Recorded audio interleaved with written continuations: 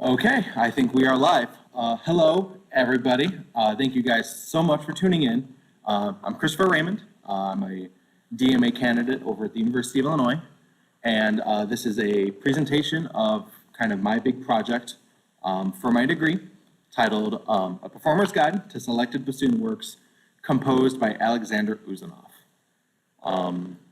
Before we kind of dive into everything, the overall structure of this presentation will be talking about the life of Alexandre Ouzounoff, who I believe is tuning in today. And before I get into it too far, tomorrow's his birthday, so be sure to wish him a happy birthday.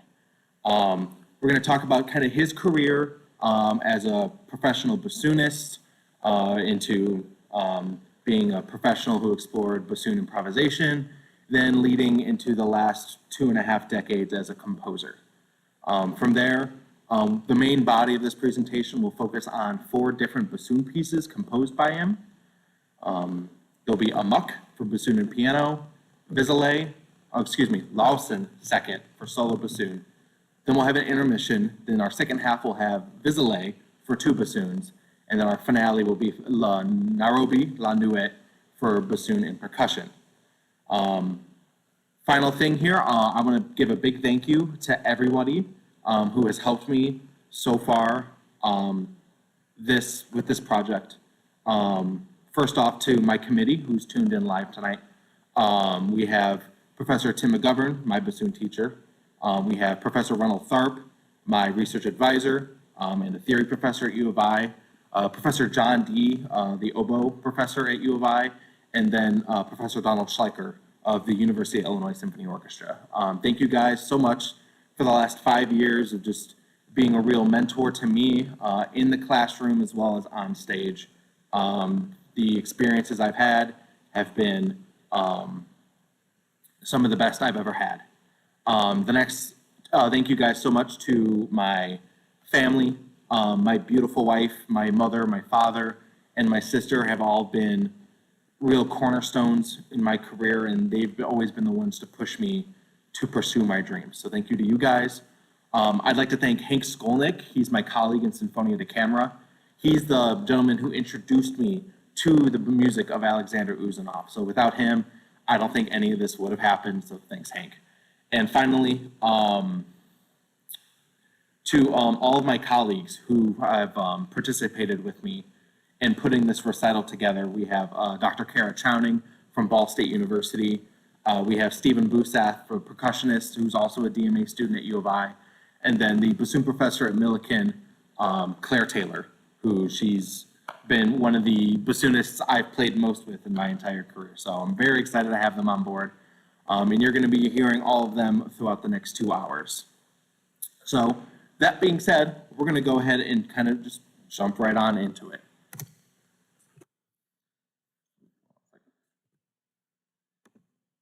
There we go. Okay. So how this project came to be was kind of an offshoot of my love of the music that came from the Paris Conservatory. Now, the Paris Conservatory, since like the late 18th century, has been a pioneer, has been kind of the cultural center point of classical music in France. For the last like 2.5 centuries, many composers, many French musicians, they were all associated with that conservatory at some point. And the reason so many pieces came from the conservatory was known to an annual contest jury known as the Marceau de Concours. So these contest juries were either music written by the teachers themselves. Through most of the 20th century, pieces were commissioned by outside composers who would write for the bassoon, not only the bassoon, but all sorts of other instruments. And for the latter part of, I'd say the last 40 years, that tradition has kind of strayed, and I'll kind of explain what happened.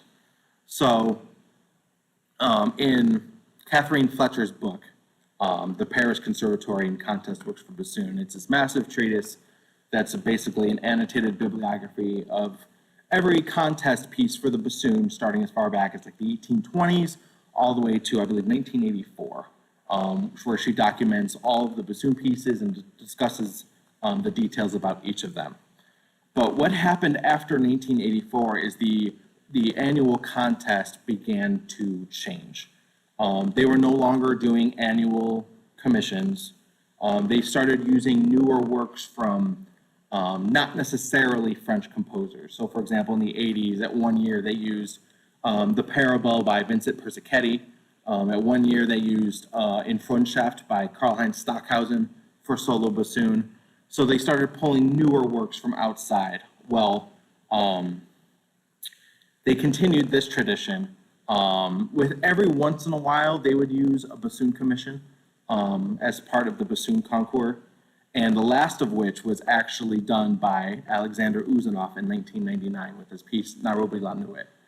That was the last commissioned work for the bassoon concours at the Paris Conservatory. Since 2012, the conservatory concours no longer exists the way it does. And so what we have to do now as bassoonists, if we want to continue to explore French composers, French bassoon music, the culture, how all of it's developed into the 21st century, we have to diverge away from the conservatory and look at the composers themselves. And I think one of the greatest in this day and age who is contributing heavily to French bassoon music and just to the bassoon in general is Alexandre Ouzounoff. Ouzounoff, being a pioneer himself, his career has him involved not only in being a professional chamber musician throughout the late 70s, 1980s. By the early 90s, he's heavily involved in bassoon improvisation, and eventually from there turns into composition. And those last 25 years, all of his experiences have turned into his music, and that's what we're going to dive into today. So kind of my objectives when studying his music is I wanted to just focus around these three questions you see here. How does Ouzounoff exposure to various art forms and his experience performing various styles of music help influence his compositional language? What are some practical performance suggestions to the extended techniques and notational styles that he writes in his music? And then finally, how does understanding all of this create a well-informed performance of his works? So my project is a performance guide. I think for anyone who wants to learn Ouzounoff and his music, the resources I've put together, I think will be incredibly valuable and also help propel his music forward to continue being played and also be as a staple for new music to come. So first thing, before we dive into the pieces, I kind of want to talk about Alexandre Ouzounoff as the composer, bassoonist, etc. He was born on November 15th, 1955 in Paris, France. Ouzounoff isn't a French name. His grandfather is Bulgarian and moved to Paris in the early 20th century. Ouzounoff's grandfather was a singer. And he actually attended the Paris Conservatory where he met his wife, who was also a fellow singer. Continuing that lineage down, Alexandre's father was Daniel Ouzounoff, who was also a pianist who later in his life did take up composition, and he wrote a handful of works. He wasn't super interested in the works themselves being published and getting himself out there. I think it was something he just wanted to do for fun. And but his work was personally as a pianist. Now, his son, of course, is Alexandre Ouzounoff. Now, Alexandre, coming from a musical family, grew up with music as part of his life. He began at age 6 playing the flute. Age 13, he picked up, age 6 he started with piano. By age 13, he started with flute. And then as a teenager at age 17, he was playing a performance of Handel's Water Music and was so captivated by the bassoon's basso continuo, or just the low bass notes, that he wanted to learn how to play the bassoon. So at 17, Alexandre started learning the bassoon from there. He continued the family tradition. In 1974, he enrolled in the Paris Conservatory and became a student of the prolific French bassoonist Maurice Allard.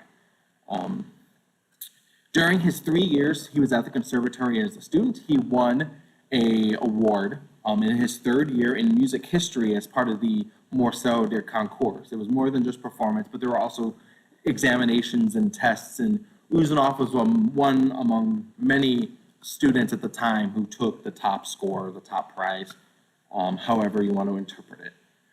Once he left the conservatory, he became the co-founder of a reed trio known as the Otzi Reed Trio. In French, I believe it's the Trio d'Anche Otzi. He did it with oboist Claude Villevale, I believe I pronounced that correctly, and then clarinetist Lucien Aubert. Kind of ironic, I think, that he formed a reed trio called the Otzi Trio, because 18th century composer Etnie Otzi never wrote reed trios. So why did they name the trio after him? Well, I think it has to do with Ouzounoff's long-term career goal. And his entire career up till now has always been about advocating for the bassoon. And I think this is an important, being an advocate for the bassoon is what has contributed to everything. Etnie Otzi was a bassoonist. So to name the reed trio after him was just kind of I think in my opinion, just kind of a small push in that way. People probably asked, who is he, etc. And it kind of goes from there. But what really started Ouzounoff's mission to advocate for the bassoon was, I believe, starting in 1983. In 1983, Ouzounoff applied for a grant from the French Ministry of Culture to promote French bassoon and to promote French music, and he was given a grant for it. The government provided him a lot of money so he could do a multitude of different things. The first big thing he did was he wrote a treatise on contemporary French bassoon playing. It's called Actuellement le bassoon, or in English, Actually the Bassoon. This book, as you dive into it, for those bassoonists who are interested, it is an exploration of all sorts of contemporary techniques, multiphonics, microtones. It goes on, but everything is all written out for the French bassoon. And in my study, what's actually super nice about that is a lot of that can translate over to German bassoon, which is what most people play in the world. So it is a very great resource, and one of the last resources today that talks about solely French bassoon. The other big part of this grant money went toward his commission project. Now, what Alexandre did is he commissioned upwards to near 100 new works for bassoon to be written. And throughout the 1980s, that's what he was doing. He was working closely with a lot of composers, and he personally was going to be the one to premiere all of these works. Unfortunately, out of the 100 or so commissions he tried for, only 26 of them made it to the point where they were premiered and published, all of which, again, premiered by Ouzounoff himself. Some pieces you might be familiar with bassoonists, Hopi by Philippe Hersant, Insegnun's Monologue, but other composers as well, such as Tontat Tiet and Yoshihisa Tara. Going into the later 1980s, Ouzounoff was around 30 years old when he began to explore improvisation as a bassoonist. And when I mean improvisation, I'm not talking about jazz in the traditional sense. I am talking about just exploring the sound, exploring the bassoon, and all sorts of mediums. And while he kind of associated with jazz. In 1987, he performed in a recital with Lionel Hampton, a big jazz vibraphonist, and that was at the University of Idaho. But a lot of his exploration also got involved with another trio who he formed with, called the KOQ Trio, and that was with pianist/music engineer Georgi Kurtag, and then the Chilean percussionist Sebastian Quesada. It was actually this trio that partnered with a group of African musicians to create their CD called Made in Nigeria, which will be a conversation from later. But as we go along, the last 25 years, Ouzounoff turned completely to composition. While he never formally got a music education in composition, he only studied bassoon. His experience working closely with composers in the 80s, studying with them, helping them develop all of their bassoon music, his experience with improvisation, I think all of those became his teacher. So by the time he was into the early 90s, he started writing for bassoon. Today, he has written over 50 works. Several of them are for the bassoon. His works have been premiered all over the world. In the meanwhile, he serves as the bassoon professor at the Regional Conservatory in Versailles, France, and he's taught there since 1997. He currently resides in a small village about 100 kilometers west of France, where he's married to his wife Isabelle, and they have 2 children, one of whom continues the Ouzounoff legacy as a French horn player. So with that kind of insight into Ouzounoff, now we can take that and dive into his first piece that I'm going to do today for bassoon and piano, titled Amok. Now, Amok comes from a novella written in the 1920s by the Austrian Jewish author Stefan Zweig. Now, Zweig wrote this short story, Amok, in 1922, and it was originally published in a newspaper. And from there, it gained so much traction that it was published and translated all over the world, so it gained him a lot of international recognition. Zweig's career as a writer spanned a multitude of things, not only just writing short stories, but to write biographies, poetry, and he also worked as a librettist. He wrote the libretto to Richard Strauss's opera, The Silent Woman. However, in the 1930s, I'm sure you know, as in Eastern Europe, Adolf Hitler he rose to power, and as he started, conquering Europe with his fascist ideals and all of sort of that, Zweig and his wife fled Europe. They eventually made their way to New York City for a couple years, but eventually they ended up settling in Petropolis, which is a city in Brazil. Unfortunately, I think due to his agony over what he was thinking was the future of Europe, and he thought there was no hope for him to return home with his and to have life go back the way it is. In 1942, unfortunately, him and his wife both committed suicide, just from the thought of just the world never going to be the same again, which is unfortunate.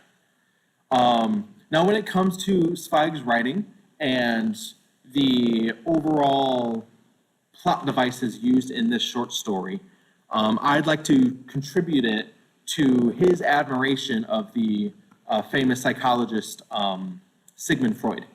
Now, Freud was famous for his kind of psychoanalyses of things, and the psychoanalysis plays kind of a pretty big part in how Amok worked, how the story lays out. Critics at the time, back in the in the 20s and 30s, would criticize Zweig because he would they would just take his admiration for Sigmund Freud and the psychoanalyses and just kind of use that and they would just claim that Zweig would use that as a cliche plot point for all of these books that had nothing to do with his own personal culture or religion, those sorts of things. Now, the majority of the story is set in the Southeast Asia, like Indonesia, that kind of area. So it kind of fits there. But regardless, this kind of critical analysis of our character psyche is important to understand the plot of the story. And here's basically how the story works. For those of you watching, a little bit of a trigger warning here. I do talk about abortion. I do talk about some other gruesome topics, obsession, stalkers, and again, further suicide. So just a heads up there. So the plot of this story basically is there is this doctor who tells his story to this woman on this boat as they travel from Southeast Asia all the way to Italy, so like a cross-Atlantic tour. And he tells this haunting story from when he was a doctor in Southeast Asia. Now, the reasons he ended up there had to do with embezzlement and running from the law, but this doctor was living in Southeast Asia for about the last 7 or 8 years in a very small village, third world, very indigenous sort of world. And he was very lonely, he was very sad. When all of a sudden, a English woman enters his home rather abruptly, and demands to speak with him and basically implies that she needs an abortion performed on her. Well, abortions, as you know, at the time were illegal. So this was kind of a conflict of interest to him as the doctor. But what kind of starts to get into his head is this kind of this two-sided scenario. So as a doctor, you know, you have kind of the kind of, not like the Hippocratic Oath, but the idea that, you know, you want to help as many people as possible. It is your duty as a doctor in order to do so. But at time, also you're conflicted with performing an illegal act. But at the same time, he starts to have this more, what's the best way to describe it? He has a rather different kind of conflict in mind. Since he lived in Indonesia for the last 8 years, he was very lonely. As a white man living in Indonesia, he was very dominant. All the indigenous people were very submissive to him, especially if he had any, just to put it bluntly, any sexual urges or needs or any of those things that needed to be met. But to have this English woman come in, and this English woman is the wife of the governor of the colony there in the area, and to come in so audaciously and to demand him to do this sort of thing made him not only kind of infatuated with her, just the idea of wanting to do this, you know, to kind of have his way with such a dominant woman, but also kind of mixed in with that original obsession of trying to help patients. So as payment, he asked if he could, basically, in exchange for doing this abortion, have sex with her. And she immediately was offended, refused, and walked out. And from there, the main character, the doctor, basically snapped and started to begin what is known as running amok. Now, amok is kind of an older term, but running amok is maybe a phrase you hear every now and then. Let me read an excerpt from the book that kind of describes this kind of sensation. It's more than intoxication, it's madness, a sort of human rabies, an attack of murderous, pointless monomania that bears no comparison with ordinary alcohol poisoning. He leaps to his feet, snatches a dagger, and runs out into the street, going straight ahead of him, always straight ahead, with no idea of any destination. He strikes down anyone that crosses his path, man or beast, and this murderous frenzy makes him even more deranged. He froths at the mouth as he runs. He howls like a lunatic, but he still runs and runs and runs. He doesn't look right, he doesn't look left, he just keeps on screaming shrilly. Now, throughout the development of this book, the doctor becomes obsessed with this woman and chases after him all the way to the capital city where she lives. And the only person who knew about this pregnancy was him and her. The reason this pregnancy came to be was because she had an affair against her husband while he was traveling overseas. So this needed to be secret, and this needed to be taken care of before he returned home. What ended up happening is he continuously chases after her, eventually gets him to leave and go away, and she eventually turns to a indigenous medicine practitioner, an indigenous doctor of sorts, who tries to attempt performing this abortion and fails. And the surgery ends up being fatal, and it is what eventually kills her. But the next day, our doctor is summoned to go see her, where she is basically on the surgery table, basically bleeding out. And what ends up happening is, I guess, she's not going to live, but the secret lives on with only him. and his obsession, his love, infatuation, whatever you want to see it as, stays with him as well. Eventually, it gets to the point where her body is going to be returned back over toward Europe, where she's going to be buried, and the doctor ends up on the boat with her, just traveling along with. And as they're unloading the coffin onto the mainland, he ends up jumping on top of it and plunging him and the coffin into the lake, where they both sink and he dies.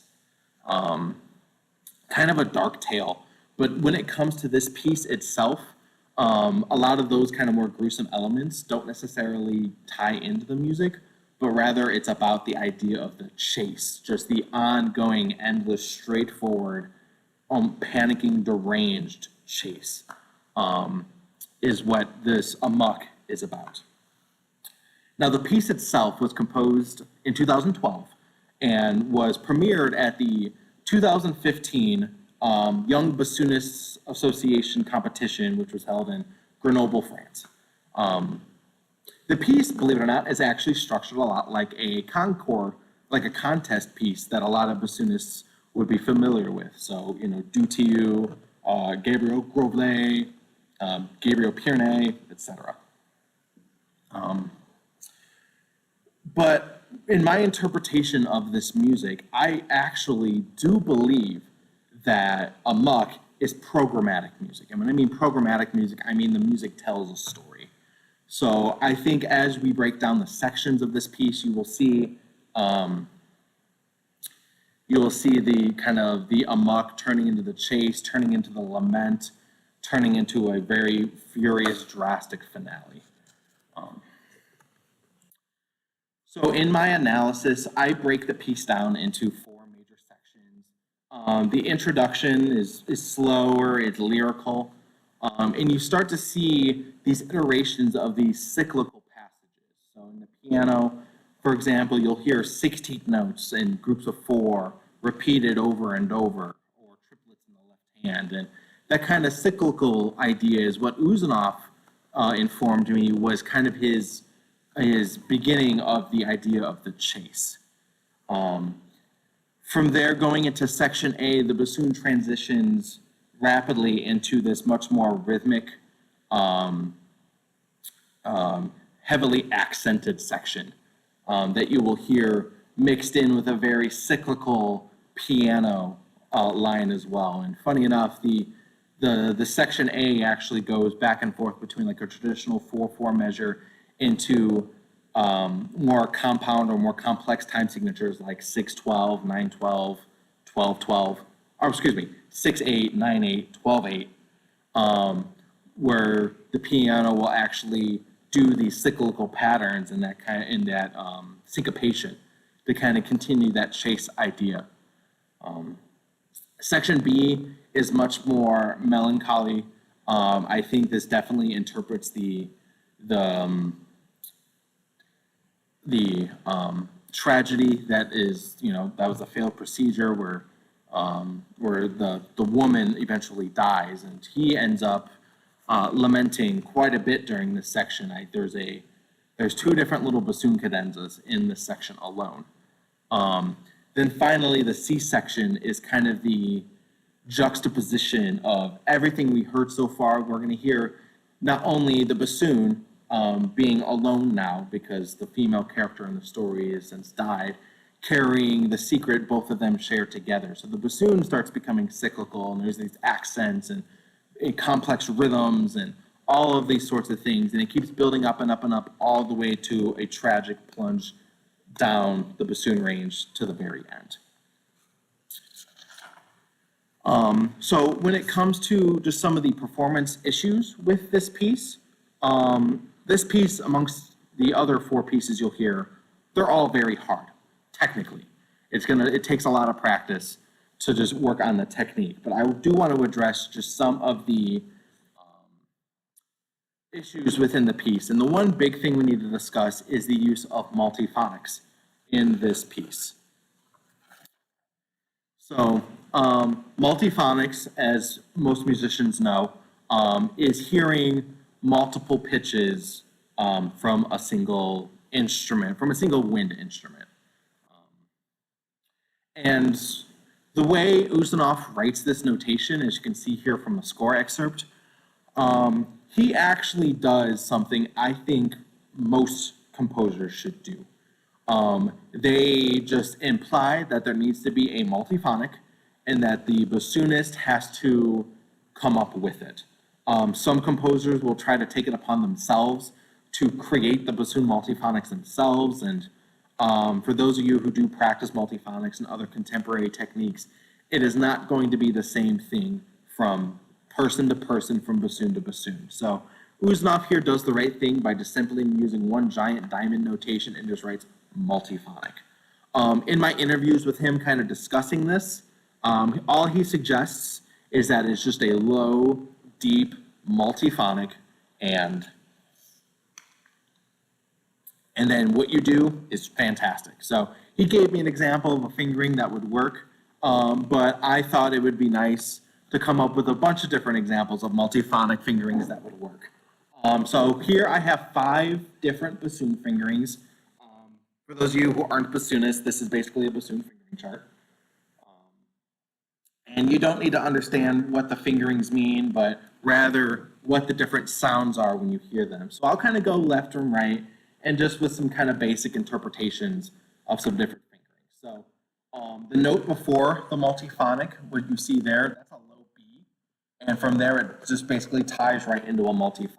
So what I can do is play each example and kind of tell you a little bit what I find effective with each of these multiphonics, why it could work, why it couldn't work, mostly why it could work. So here's the first example. Oops, excuse me, hold on a second. So using that multiphonic, the first one here on the left, requires a bit of faster air to get from that low B. This is the fingering Ouzounoff recommended, which I think is it's a perfectly valid fingering. The one thing is that it is not off of the low, it's not based off of the low B. He actually uses the low B flat fingering and just takes off the pancake key. The other multiphonics I came up with go off of a low B. So you'll actually hear a B in the multiphonic themselves, and I find that pretty effective. So the next one is one I actually kind of like.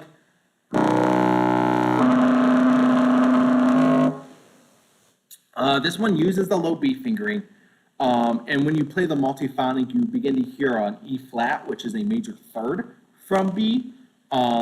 So that combined with the piano creates a pretty unique harmony, and you'll hear that in the performance. The next fingering.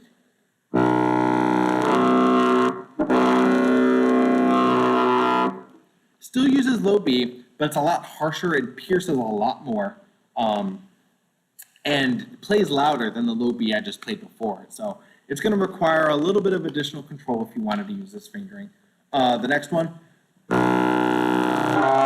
Oops, excuse me.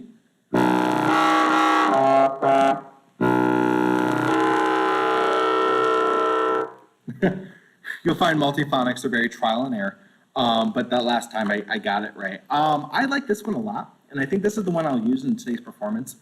It's based off the low B, and it actually, when you play the multiphonic, centers itself around an E, which paired with the piano accompaniment, which she is using B's and A's, including an E, creates a nice little quintal quartal harmony, which I think sounds really nice when put together.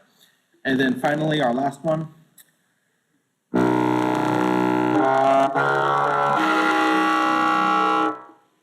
Definitely the harshest of the 5 ones. So I just think this is another valid option. I think just having that kind of piercing scream fits really, really well in the piece. And I think you're going to hear that quite a bit. So with that being said, I'm pushing time here quite a bit. We're going to go ahead and jump into the performance of Amok. Just a heads up, this is Kara Chowning on the piano, but she is not here today. A couple days ago, we decided that it was best that we do not collaborate in person just due to COVID-19. So we've actually worked out a way where I can play this piece using a digital pre-recorded accompaniment. And it's a little different than the traditional means, but this will be the only one that uses any sort of audio accompaniment. So that being said, I'm going to go ahead and get all set up, and I hope you enjoy.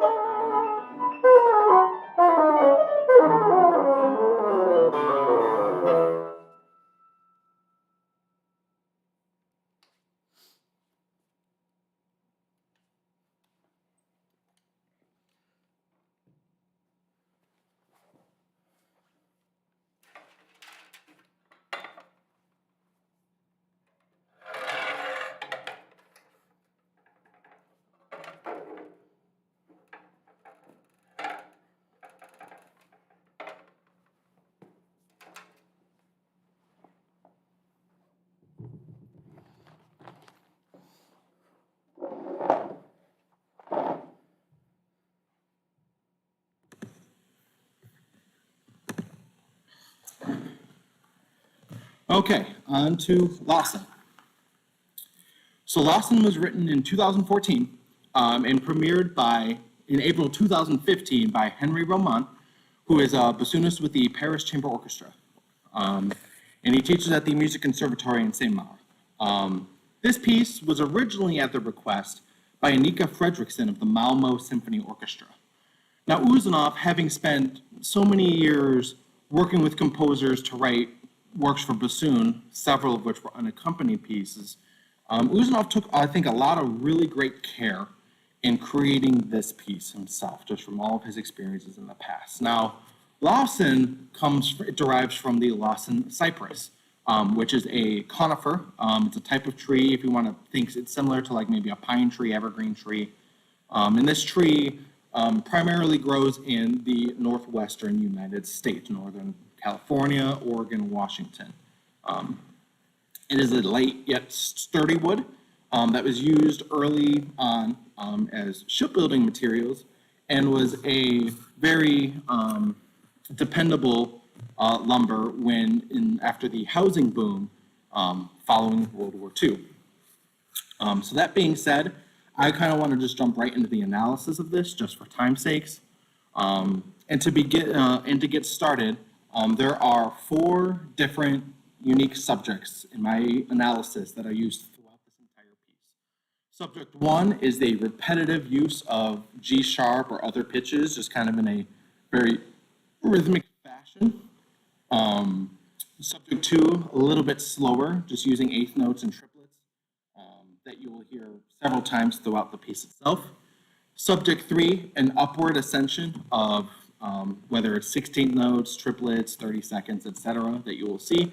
You'll also see an inversion as well if it's a 5-note descending pattern. And then finally, subject 4, which is the open, which is a third interval there, followed by another interval as well. So beat-om, beat-om. That is used in reduction quite a lot. You'll hear it in very, very tiny passages or passages that go by very quickly. And in my paper, as I get deeper into the analysis of this, I explore all of these 4 subjects throughout various parts of the piece. For example, so what you see here is just the opening A section, which I'll go back to here in a second.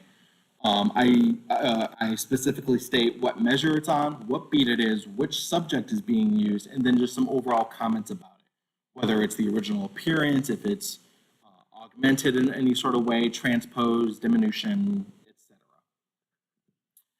Now the piece itself is broken down into 4 major sections. The original A section, the tonal center is around a G, is the G sharp, and you're going to hear the first 4 subjects in this opening here.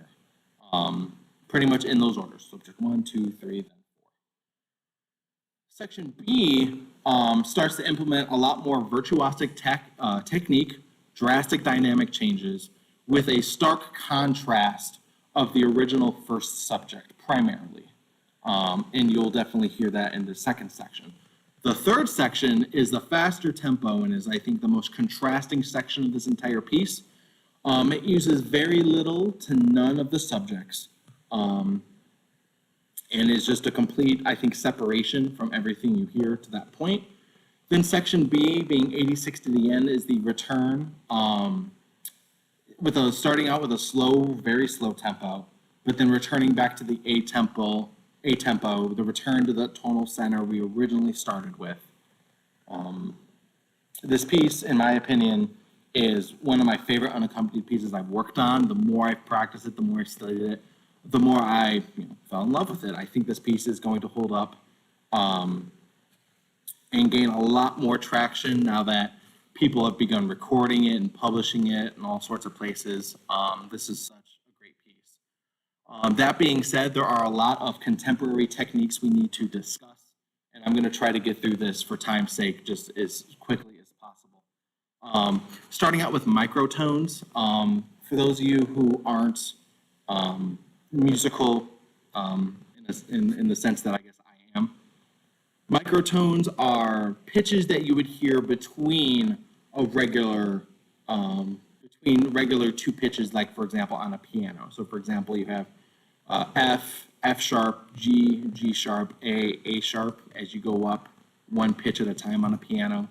Microtones are pitches that exist in between those. So if I talk about ascending in half steps, quarter tones ascend in quarter steps. So we'll talk about pitches that are 1/4 sharp, 3/4 sharp, 1/4 flat, 3/4 flat, etc.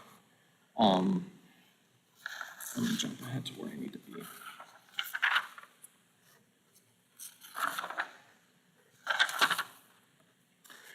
So microtonal music in general, not only for bassoon but all instruments, has become quite popular for unaccompanied music, chamber music, Western music in general, especially like in this last 50 years. So for example, what you see here at this top example is a good use of the microtones that you're going to see in this piece. You're going to see an E that is 1/4 sharp, and you're going to see an E that is 1/4 flat. There is also a spot in the music where the notation actually states that it's 3/4 flat. And for those of you who have the score, mainly my committee, that is actually a mistake, I believe, by the publisher. After talking with Ouzounoff, 1/4 flat and 3/4 flat should actually be the same exact pitch. So he's aware of that. Hopefully that is something that'll be changed in future printings of the piece. So let me play for you some of the examples that you see here of some quarter tone fingerings that I found or came up with that I think are super nice. So starting from left to right, you can see what pitch they are here, for example.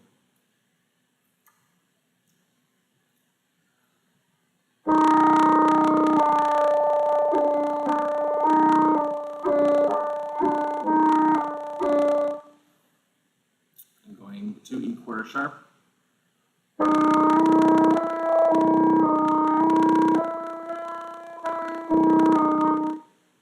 Next one.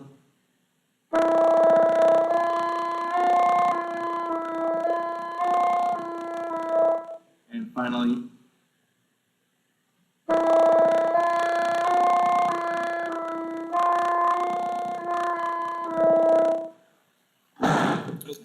so some of these are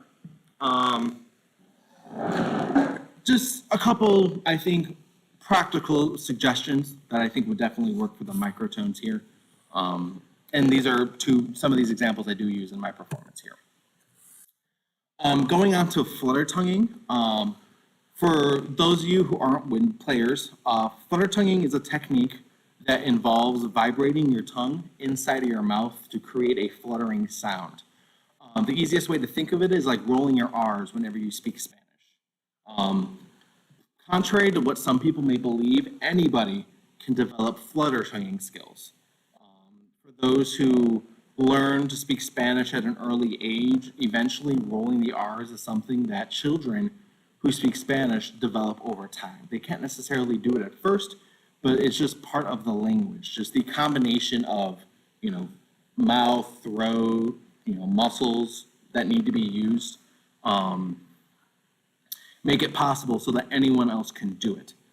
Personally, I still cannot flutter tongue. I can't get the action quite right where my tongue is moving in my mouth in the way that rolling your R's would be. Instead, I explore a secondary approach to flutter tonguing, which is known as uvular flutter tonguing.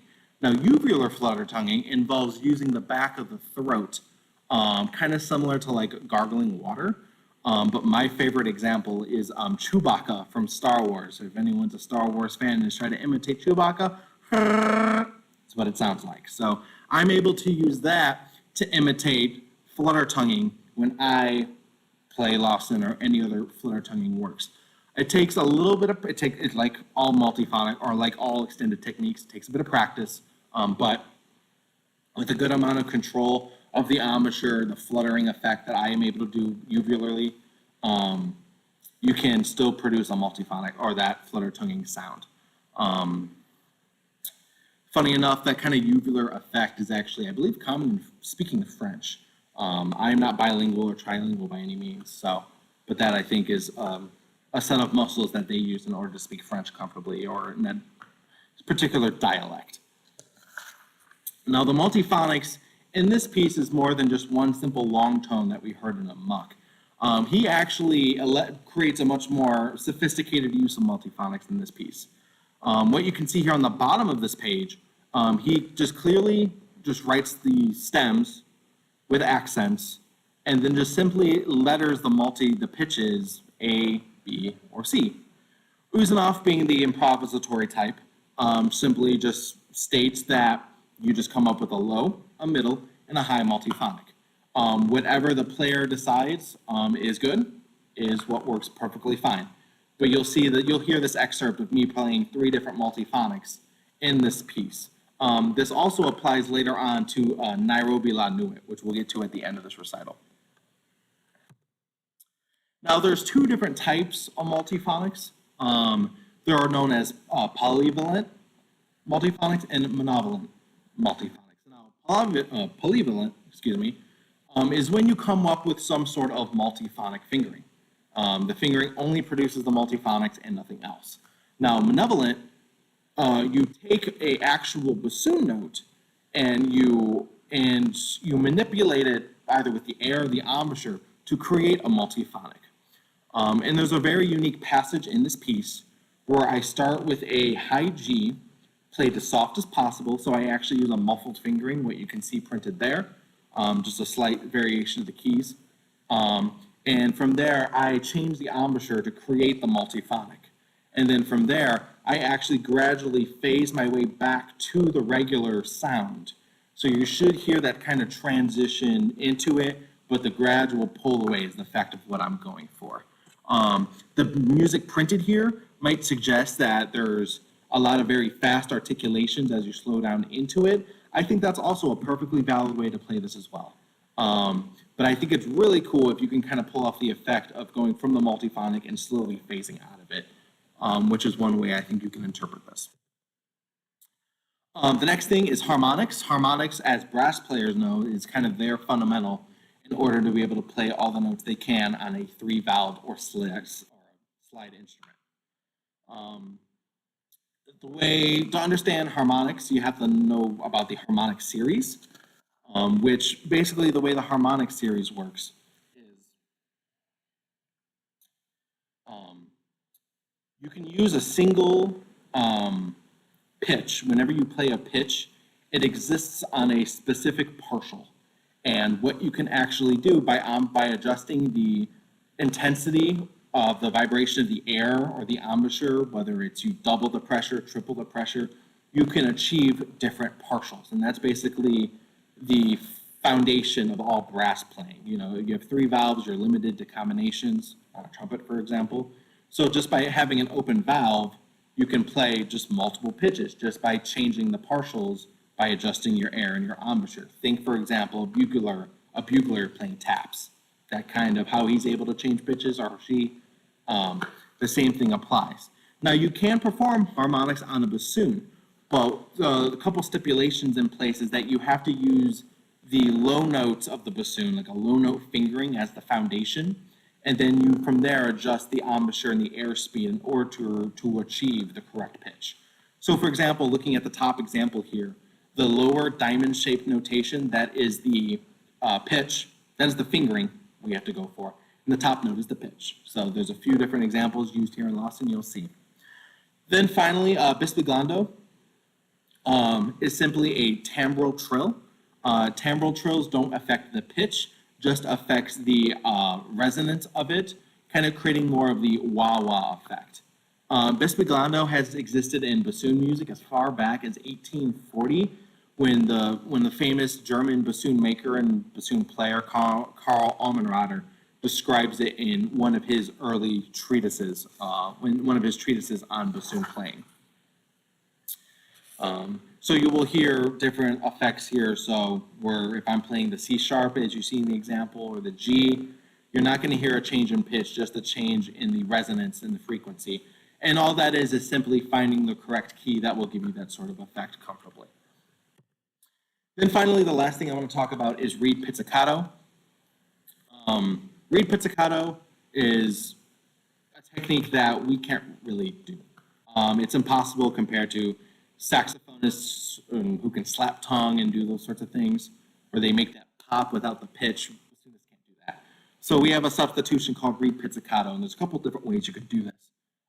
The most common way some people will do reed pizzicato is they'll take in as much reed as they can in the mouth, blow as much as they can without creating the pitch, and then simply smack their tongue against the reed, creating a popping sound.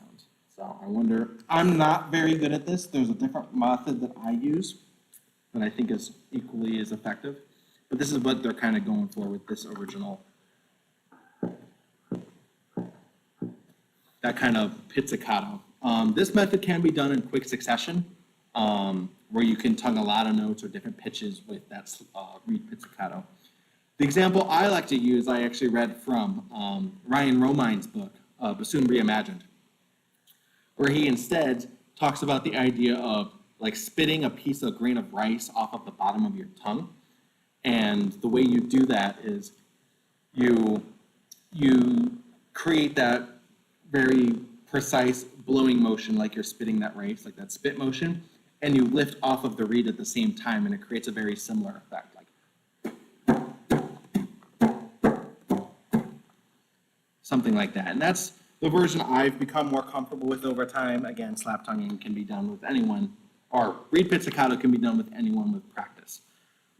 So that being said, I'm going to go ahead and I'm going to get ready, and I'm going to give you a performance of Lawson from start to finish. And then once we are done there, we are going to take a 30-minute intermission as we reset, and we'll go on to the next 2 pieces. So here is Lawson.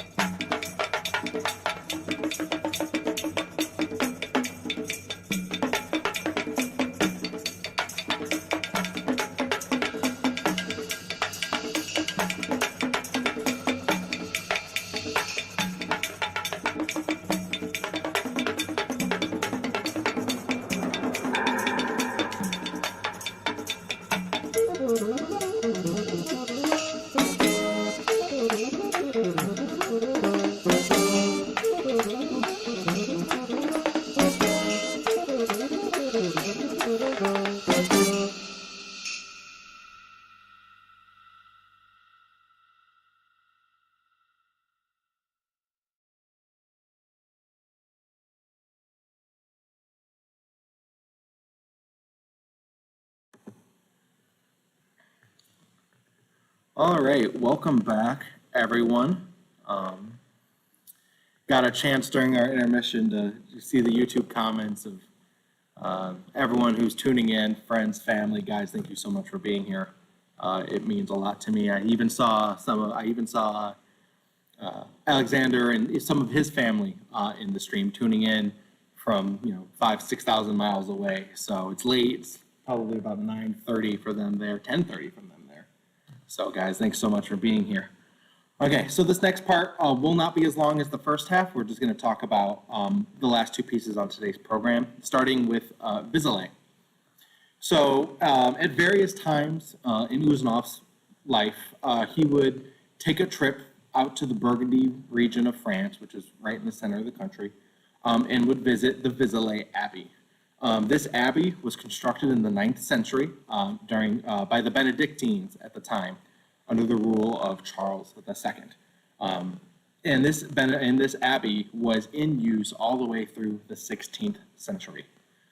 At the center of this abbey is the Basilica of Saint Mary Magdalene. Now, Mary Magdalene was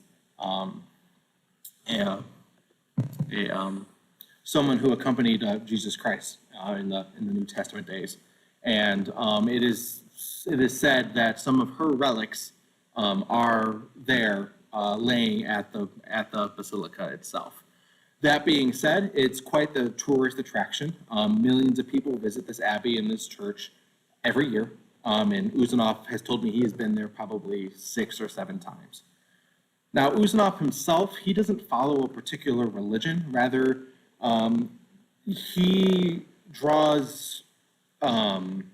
he gets inspired by the spirituality of this particular abbey.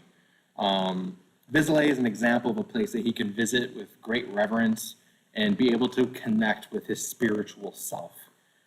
He's captivated not only by that kind of aura, that ambience, the kind of energy the place gives off, but I'm going to show you a few different pictures here, just kind of an example of the Romanesque architecture that makes up this place as well. It's looking at images and stuff. It is quite a beautiful place.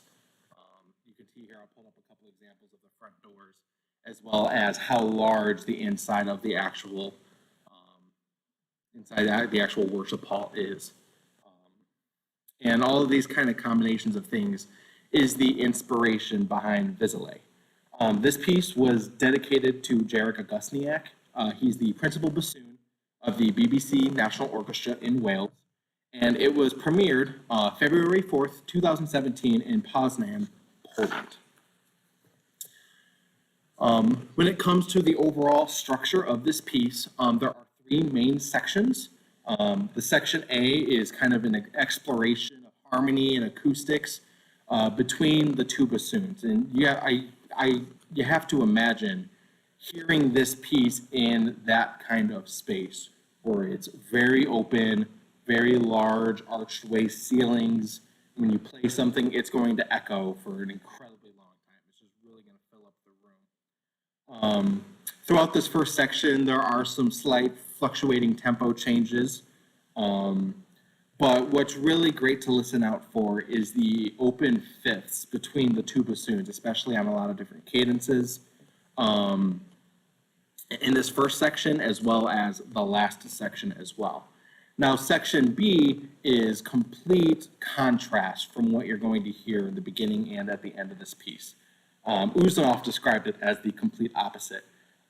His goal was to kind of fill that church space with fast articulations, rapid dynamics. Imagine like the hairpin dynamics of getting really loud and really soft.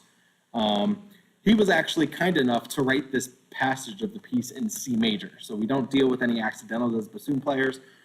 So it gives us the kind of versatility to be able to do runs very quickly up and down the instrument, and it creates a really cool effect for sure. The waves of sound. The section C is a complete drawback to that reverence, that very spiritual fervor to the music itself. It becomes quite slow. The tempo even says largo quasi religioso. And it's almost like a very somber procession. It almost kind of, it's almost like a depiction of walking through Vézelay. It's very slow, very quiet, and just being kind of surrounded with that type of energy. The piece ends with just some moving parallel lines between the bassoons, lots of open fifths again, and that's how the piece ends as well, just on an open fifth. When it comes to performance issues and suggestions, the only one thing in Vézelay that we haven't talked about before is the use of glissando. Now, glissando isn't necessarily super common for the bassoon. However, I think among woodwind instruments, it probably is in that number 2 or 3 spot. The first of which being the clarinet. If you, for example, want to think of the famous Rhapsody in Blue opening, that's a great example of a clarinet glissando. But he does use glissando in this piece. In particular, it's a C sharp up to a D in both parts. Now, using glissando in the bassoon is something I think has become more common, I would say, starting the last 40 or 50 years. I think the first genuine piece of bassoon repertoire that kind of really legitimizes bassoon glissando is the Bassoon Sonata by John Steinmetz, which was written, I believe, 1981. He uses plenty of glissando in there, whether it's the mid tenor register, the low bass register, or even the high register. But also, bassoon glissando, in which case if you're thinking string music, or if you're thinking, it's also been worded as portamento, which is actually goes back to the bassoon treatise written in the 1840s by Carl Almenrader, the same gentleman who spoke about bisbigando when I was talking about Lawson. Now there's 3 different ways to perform a glissando on the bassoon. You can either just slowly uncover a tone hole, you can gradually change your embouchure to raise or lower the pitch, or just slowly lift off a key on the bassoon. In which case, for the bassoonists who are tuning into the stream, you can understand the challenge of glissandoing from a C sharp to a D. That C sharp in particular uses 3 different thumb keys using the same thumb, and D only uses 1. So the combination of lifting keys and lifting a finger provides a little bit of a challenge, but luckily there are some pretty nice solutions. Simply put, altering the fingering, the C sharp fingering, to something that becomes a lot easier to glissando to the D. So for example, I'll go from left to right just with a few of these different examples. So that's an easy one. I think that's one most people can use. This one, by adding the low F fingering, the low F key, it muffles the sound even more. So if you need to do it very soft, you definitely can. And then finally, the third one uses this fingering here, but instead you gliss with using a different key, using a different finger altogether. Oops, what am I doing wrong?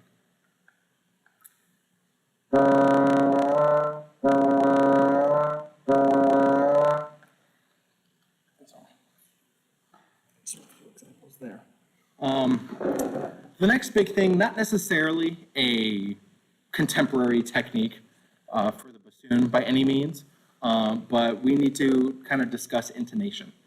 And keeping in mind with the Vézelay, the sense of purity and spirituality, it kind of reminds me a lot of music of the Middle Ages and specifically Pythagorean tuning. In a book by Kyle Gann, a book called The Arithmetic of Listening, he describes, and I'm just going to quote him directly, the 3-limit Pythagorean scale was the only one tolerated by theorists in medieval France, on a breathtakingly spacious reason that 3 is the number of the Holy Trinity. Arabic scholars had kept alive the mathematical interests of ancient Greece, and the French inherited their tuning from Arabic treatises, since the Arabic presence in southern France was widespread, leading to a renaissance of interest in that topic of the time.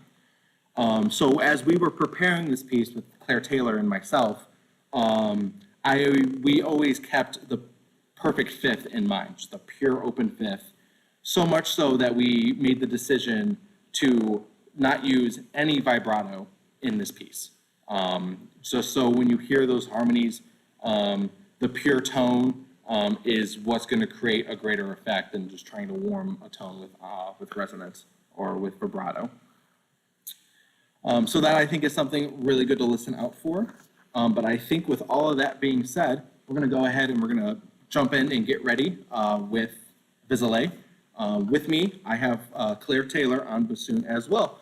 So we hope you guys enjoy.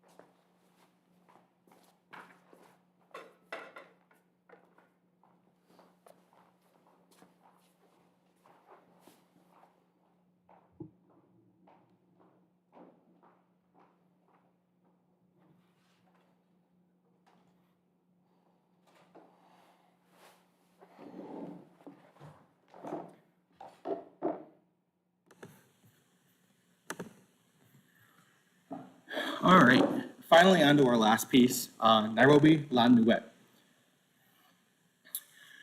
In 1993, Alexandre Ouzounoff participated in a project that brought together the music and cultures of France and Nigeria. Now, Ouzounoff has visited Africa on several occasions, whether it was touring with the Otsi Reed Trio or just touring and giving bassoon masterclasses. But this project, he was working with Kurtag and Sebastian Quesada of the KOQ Trio that I mentioned before. And they collaborated with band members of the Nigerian Afrobeat saxophonist, Femi Kuti. Not him specifically, but just musicians of his band. And they worked together to create this album of African music and French bassoon improvisation titled Made in Nigeria.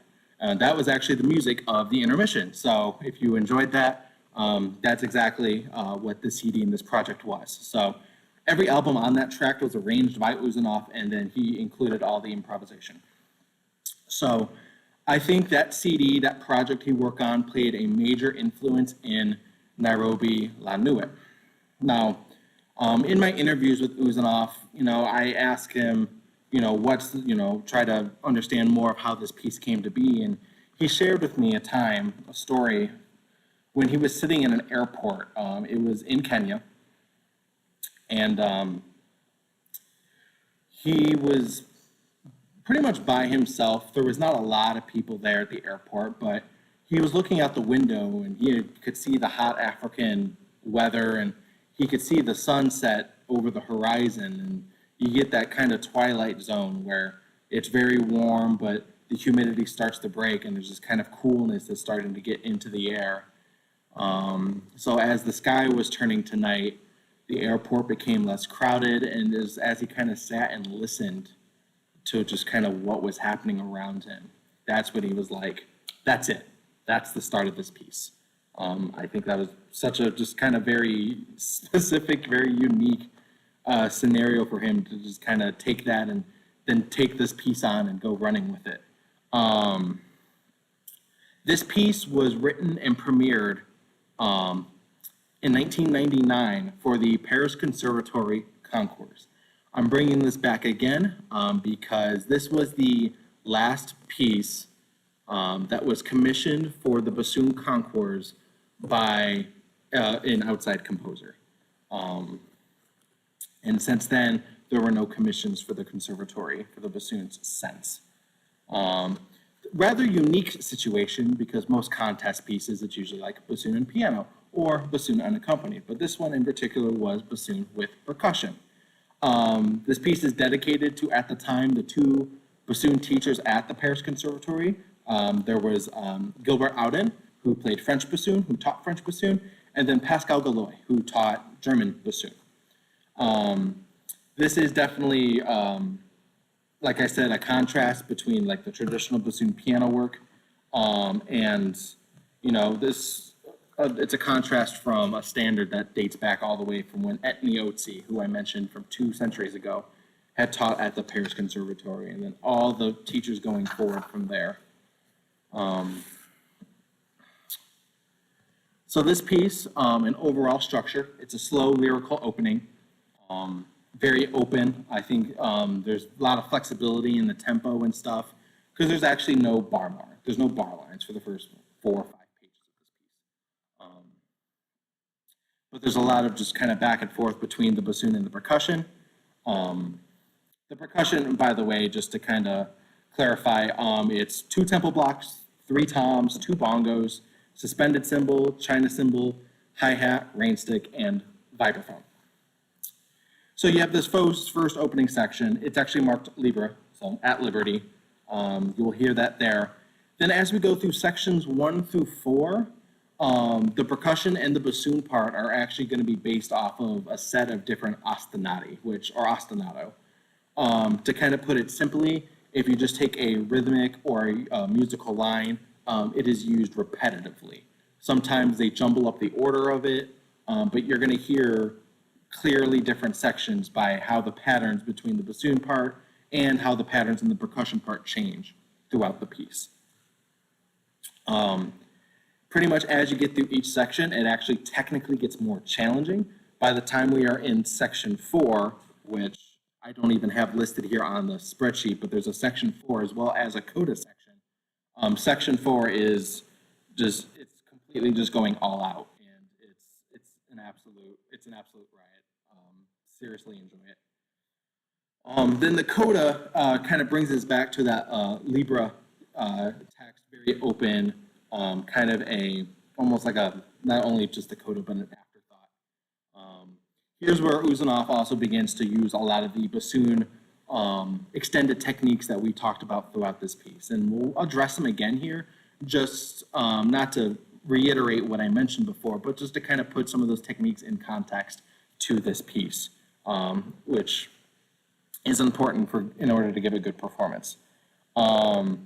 So even though the title of this piece is Nairobi la Nuit, which stands for Nairobi the Night, there's no real possible way to determine where the musical style of this piece originated from in terms of the percussion and the rhythms and stuff like that.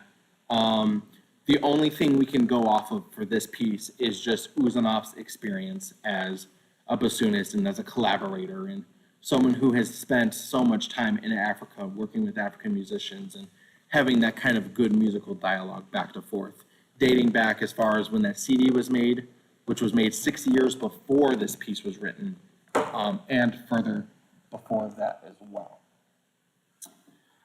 So kind of going in through some of the just performance issues. I've talked about flutter tonguing and harmonics before. As you can see here, this is just a flutter tonguing example. I talked about before the differences between traditional rolling of the R's flutter tonguing versus the uvular flutter tonguing. This is actually a great example of a uvular flutter tongue, I think, being a more superior method. The reason being, if you look closely to this excerpt, you have to flutter on a high E. So this part's written in treble clef for the bassoon. You have to flutter on a high E. So in order, if you can engage the muscles here in the throat, the back of the mouth, while keeping the important and necessary embouchure and air to sustain that high E, then you're going to be effective, and I'm hoping to be effective in my performance of this as well. In terms of harmonics, you are going to see harmonics again. Let me double check. Yep, here it is. You're going to see harmonics toward the end of this piece as well. Like before, bottom note is the fingering, top note is the pitch, and you can see that there is some changing throughout there. So keep an ear out for that toward the end. When it comes to Bisbiglondi, this is how he notates it this time around. The TS stands for trill de sonority, which just simply means the timbral trill. There's no other iteration, there's no other suggestion that that is a timbral trill except for that TS, which, like I said, trill de sonority. Let's see here. Oh, and then I guess the multiphonics. The very end of the piece, once again, has a notation that suggests 3 open multiphonics. This piece was written well before Lawson was written, so he notated it a different way. Instead of the A, B, and C that he suggested before, he uses 1, 2, and 3, low, middle, high. And funny enough, you can use whatever 3 multiphonics you want to iterate those sections. But I actually, since I already learned 3 multiphonics for one piece, I'm just going to use them again. It works. So I've talked to a few different musicians, in preparation for this recital. Some of them include Scott Poole, who recently recorded and released a recording of Lawson on his Bassoon Alone album. And I actually talked to Kristen Schillinger of Ithaca, who recorded this on one of her earlier CDs that was strictly bassoon and percussion. And I included in my paper just some of her suggestions, including some different multiphonic ideas, all of which is totally valid. Like I said, and just I think what Ouzounoff always wanted bassoonists to do from the composer aspect is just to improvise and come up with some unique suggestions of your own. So that being said, we're going to go ahead and jump right into Nairobi La Nuit, and we hope you enjoy.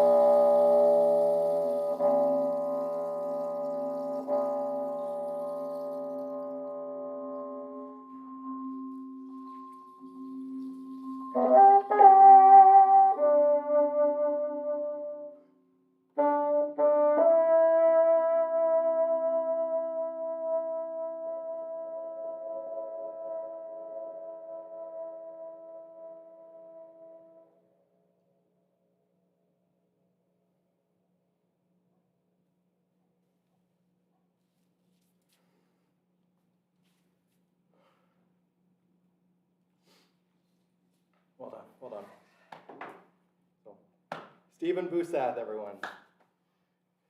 Fantastic. Guys, guys, thank you so much for tuning in today. Christopher Raymond, we had Kara Chowning coming in with the piano for a muck. Claire Taylor, Vizele, Stephen Busath there on percussion for Nairobi. Guys, I hope you enjoy it. To my committee, I hope you enjoyed learning about Ouzounoff, learning about his music, the inspiration, the approach to the bassoon when it comes to performing his music. And to everyone else, I love you guys. Again, to my committee, we will meet again Monday morning. But thank you for tuning in. Again, we love you. Thanks, guys. Enjoy the rest of your day.